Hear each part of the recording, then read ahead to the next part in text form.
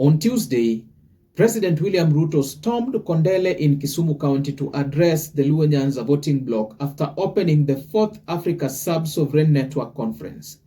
Shocking reports now emerge that President Ruto might have dished out millions of shillings to the youths in order to bribe them to attend the function. In this video, I want us to look at 3 reasons why majority of Kenyans now believe that William Ruto had paid the youths in Kisumu so that they could attend his rally in Kondele, and whether there will be any return on investment for William Ruto in the coming days. Number 1. Professor Tom Ojienda, who is now a close ally of William Ruto, was seen dishing out 200 shilling notes days before William Ruto arrived in Kisumu. And this was to pave way for the president, who for a long time had not been seeing eye to eye in the Lake region. Have a look at the clip.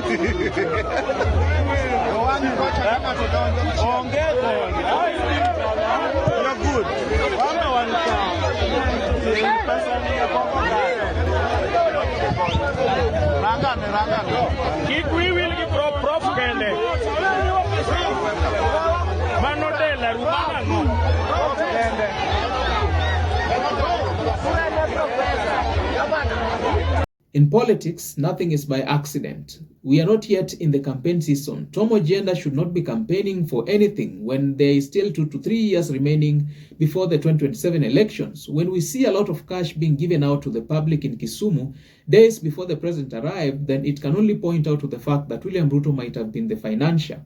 Here is another video of political observer Paul Ouma explaining how Professor Ojienda and a number of members of parliament were reportedly used as brokers in President Ruto's Kisumu tour. Brokers are very funny people.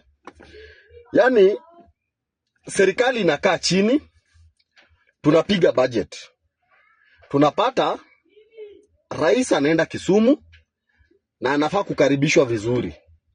Komiti ikakaa chini yenye kuangalia, rais anaenda Kisumu. Ikasema budget mzuri, mobilization fee, itolewe 50 million.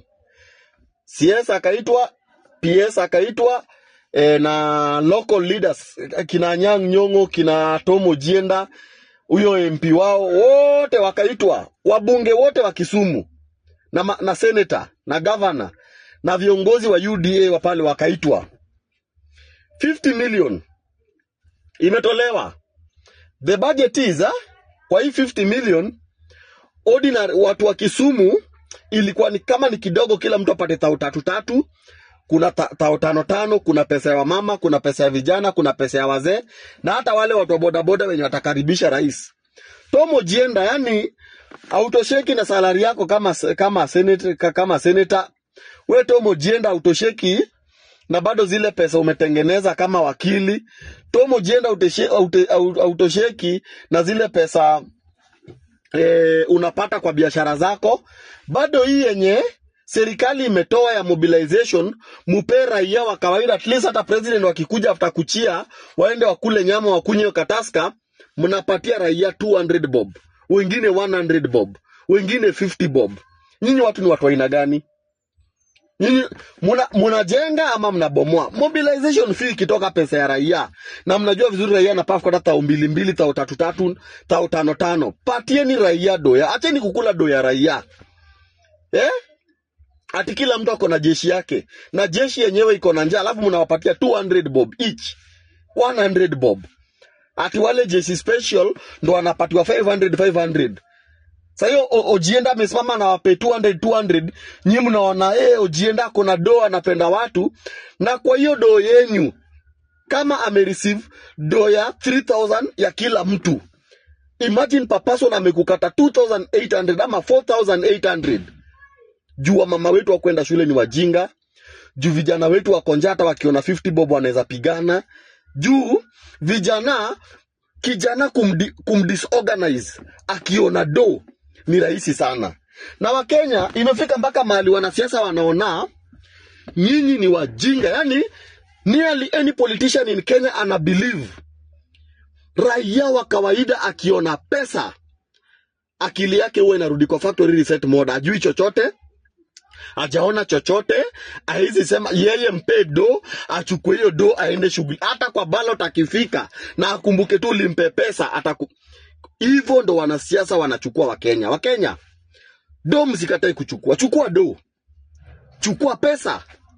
Hata mimi siwezi acha pesa. Hiyo ni kukula. Kula pesa, kula. Lakini kura yako ni maisha yako. Kura yako ni sauti yako. Kura yako ndio nguvu yako. Kura yako ndio uongozi mbora. Kura yako ndio itamaliza ufisadi. Kura yako ndio maji safi. Kura yako ndio barabara mzuri. Kura yako ndio italeta kiongozi mwenye atajua hizi barabara zinaua watu, Wakenya wanakufa kwa barabara wengi, akuje atengeneze barabara mzuri, daraja mzuri. Kura yako ni sauti yako, na kura yako ndio inaweza badilisha siasa ya hii nchi. Vijana wa mama, mkiona pesa unajisahau. Immediately tu tukishapiga tu kura hivi, after siasa mnaanza alikuwa muongo, tulidhani alikuwa mzuri, alisema, aliahidi, sisi hakuna. Kura yako. Mkenya, kura yako. Kijana, kura yako. Kukula si dhambi. Wameiba, hata hiyo unakula ni kidogo, lakini kura weka kwa kiongozi mwenye atatatua shida zako, shida zetu, shida yetu kama taifa. Think.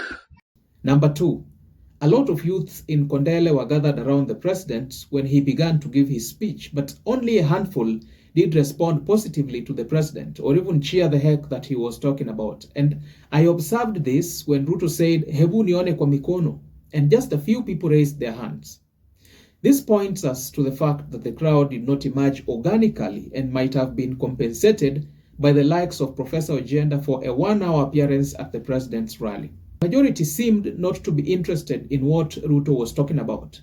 Number 3, William Ruto has lost the Mount Kenya voting bloc to former DP Rigathi Gachagua, and so he is now desperate to pull out a large crowd such as the one that was pulled by Rigathi in Murang'a County last weekend. Ruto desperately needs to do this for propaganda reasons and to show Rigathi that he is still the commander-in-chief. Kisumu County is Raila Odinga's bedroom, and without dishing out handouts to the people through proxies, William Ruto could not have gotten even 500 people attending his gathering in Kondele. If there's a group of people who cannot entertain the lies and propaganda of William Ruto, then it is the Nyanza group. In politics, money has to be used, and President Ruto is well educated about this fact. What is the significance of the crowds that were gathered around William Ruto at Kondele? If you ask me, I will tell you without fear of contradiction that the crowds were as useless as heck. The crowds have never given Raila Odinga the presidency, and if Ruto is not careful, they are the very same ones who will propel him to opposition in 2027. Again, the crowds are known to turn out in large numbers when handouts are given by politicians, but turning out in large numbers to vote is where they draw the line. When former DP Rigathi Gachagua pulled out a large crowd, many UDA bloggers would claim that he has paid them to make an appearance. But when credible reports emerged that William Ruto had compensated the Kisumu youth, the UDA bloggers would now sing a buju buju. From my own standpoint, I do not see how Raila Odinga will convince his backyard to vote for William Ruto. Because gone are the days when Raila Odinga could just cough and the people would just cheer like nonsense. At the end of the day, guys, this is just but my opinion. Do let me know your thoughts and ideas in the comment section below. Don't forget to like, subscribe, and hit the notification bell for more informative content such as this. Cheers.